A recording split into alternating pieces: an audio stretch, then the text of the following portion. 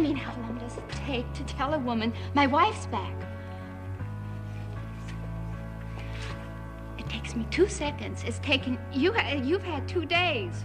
Sorry, George, but we can do it.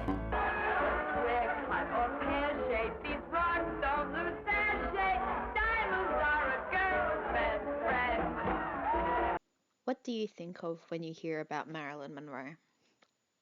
Blonde? Actress? Singer? I'm willing to bet that what you didn't think was civil rights activist. While Monroe knew the spotlight well, she was also strong in using her fame to help people in breaking down barriers. One example is her friend Ella Fitzgerald. This was a massive leap forward to break down segregation. And then there was this one little tiny clip, tiny second thing that said Marilyn Monroe helped Ella Fitzgerald get an engagement at Macombo. And that help enabled Ella to go to her next stage in her career. And so I started to research this, and I couldn't find anything, except I found a quote from Ella who said Marilyn Monroe was ahead of her time and she didn't even know it, and I owe Marilyn a debt.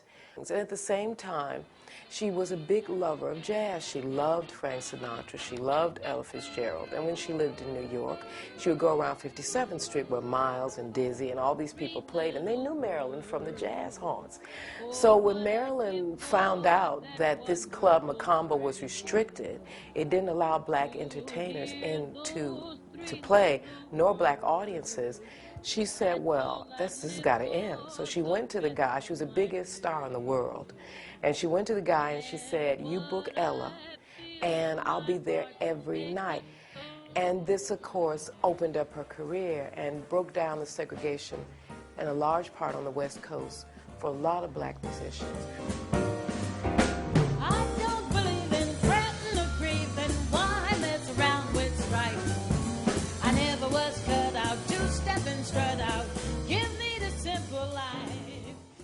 Marilyn loved and pursued acting, but she was skilled in hiding her fame.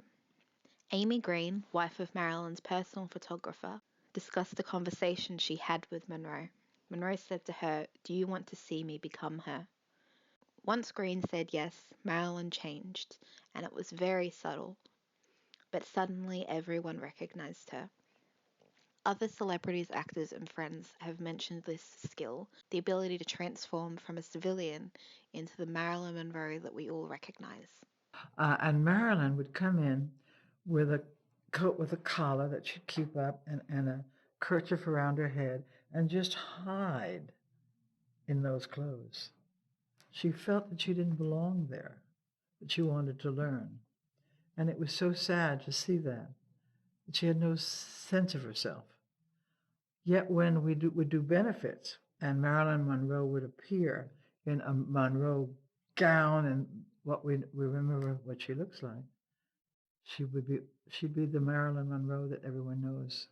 I used to live in New York, and I used to belong to the Actors Studio playwright and directors unit, and there were people there at the time who were contemporaries of Marilyn Monroe and who knew her. And as a young playwright, they would always say to me, you know, Marilyn Monroe, that was an act. What makes you so sad? I think you're the saddest girl I ever met. The first man never said that. I'm usually told how happy I am. One of the most tragic aspects of Marilyn Monroe's life was her death at the age of 36. Monroe had had a long history of depression, alcoholism, and traumatic events, stemming all the way back to her childhood when she was put in foster care after her mother was diagnosed with schizophrenia. Marilyn's death was ruled a suicide, but there's still much question as to whether it was intentional, an accident, or something far more nefarious.